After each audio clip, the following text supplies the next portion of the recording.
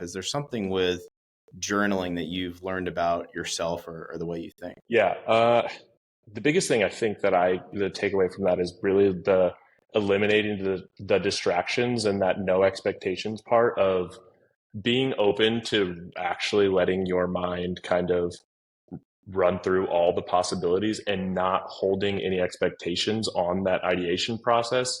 I think it's really easy to get caught up in if you've got an end result that you know you're getting to, but you're trying to be a bit more creative or ideate on something just to see how far you can push the box. If you're starting still with that kind of end goal in mind, there's still restrictions there that you're not even noticing.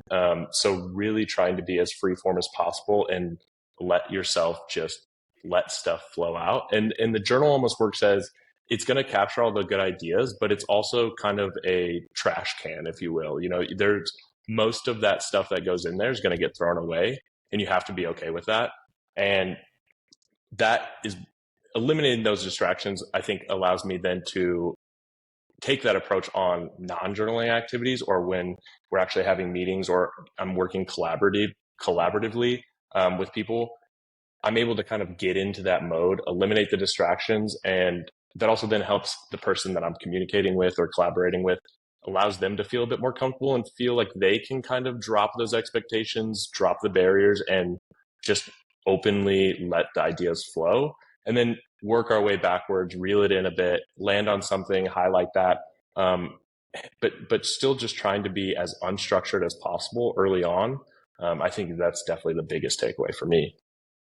Certainly during those discovery points, I find when we're coming up with a new content campaign or marketing campaign, there's definitely a great way to use silliness or outlandish thinking or whatever as a means to sort of reframe or remove the box entirely that you thought you were going to think in. And oftentimes I've found, at least on my end, that can kind of be the grease that leads to the more refined idea that may ultimately be more creative or more well thought because it has that context of, well, what if this was, not the case at all? What if we completely reframed this and For sure. removing, like you said, those expectations of there is a process already laid out. We're kind of just doing this meeting and this brainstorm as a formality. Yeah. You allow yourself to be more creative if you can kind of put less pressure on it.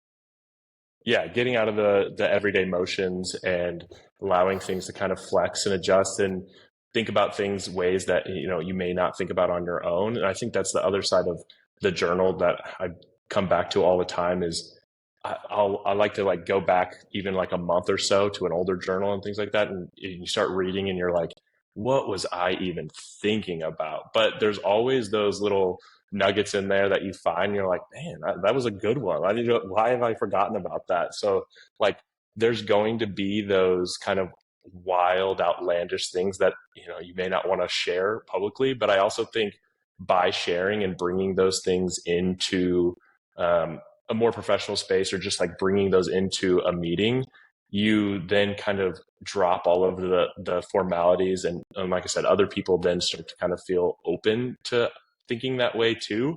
And then that in itself becomes your new process of allowing time at the beginning of everything to kind of have that what if, throw everything at the wall, and we'll kind of reel it back in later.